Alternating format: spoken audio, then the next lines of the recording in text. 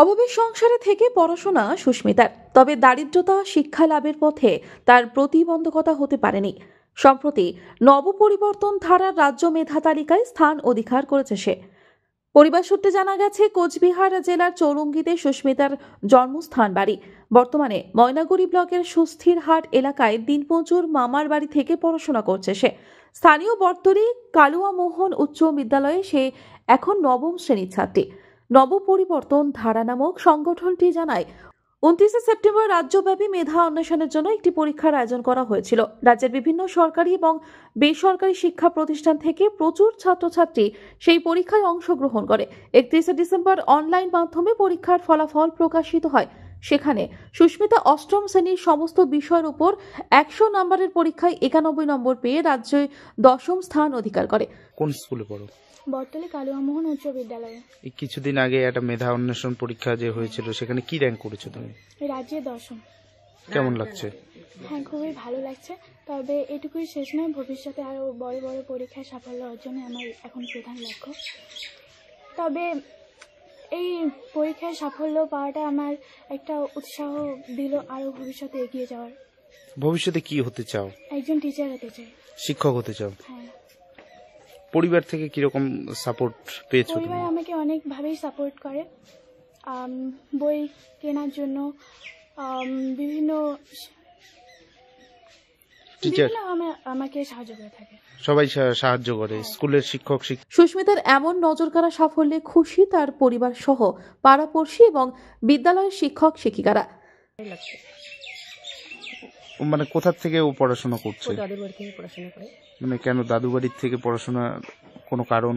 না, ওর ছোটবেলায় ঠাকুরদা ঠাকুমা মারা গেছে, তখন আমাদের বাড়িতে একটু সমস্যার জন্য ওকে এখানে রাখছি। এখান থেকে পড়াশোনা করছে। এই যে সাফল্য কেমন লাগছে? কিভাবে সাহায্য করছেন মেয়েকে? ভালোভাবে সাহায্য করতে চাচ্ছি যে আমার মেয়েটা ভবিষ্যতে যেন ভালো হয়, আরো এগিয়ে যাক। এটা যে ছাত্রর কাছে এসছে, কি হয়? ভাগ্নি হয়। আপনার বাড়িতে থেকেই তো পড়াশোনা করছে? মানে এটার কোনো কারণ আপনার বাড়িতে থেকে পড়ে? না, ছোটবেলা থেকে পড়ে তো, কোনো কারণ নেই।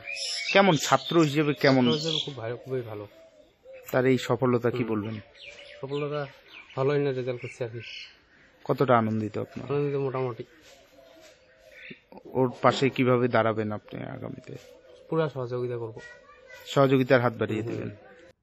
তার বিদ্যালয় সূত্রে জানা যায়, সুস্মিতা বরাবর বিদ্যালয়ের পরীক্ষাগুলিতেও ভালো রেজাল্ট করে। পড়াশোনার পাশাপাশি খেলাধুলা এবং অন্যান্য বিষয়ে সমানভাবে পারদর্শী সে।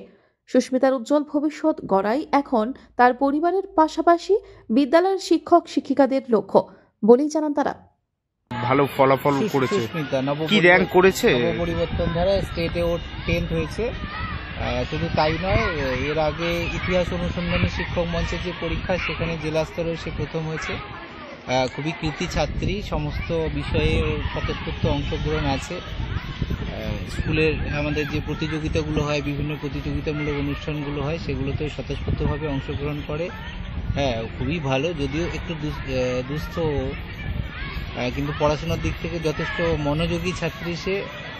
যথেষ্টই মনোযোগী, শুধু মনোযোগী নয়, সমস্ত দিক থেকে তার ভীষণ রকমের আগ্রহ আছে, যথেষ্ট প্রতিভাবান সে।